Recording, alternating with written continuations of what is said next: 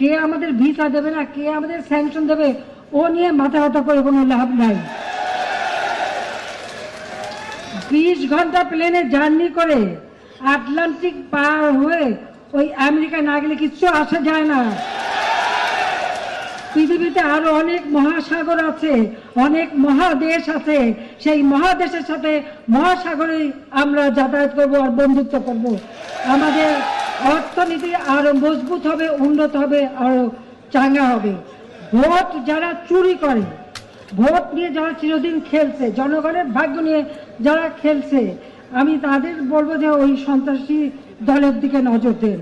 যারা সন্ত্রাসী দল হিসেবে কানাডা হাইকোর্ট বিএনপিকে সন্ত্রাসী দল হিসেবে ঘোষণা দিয়েছে।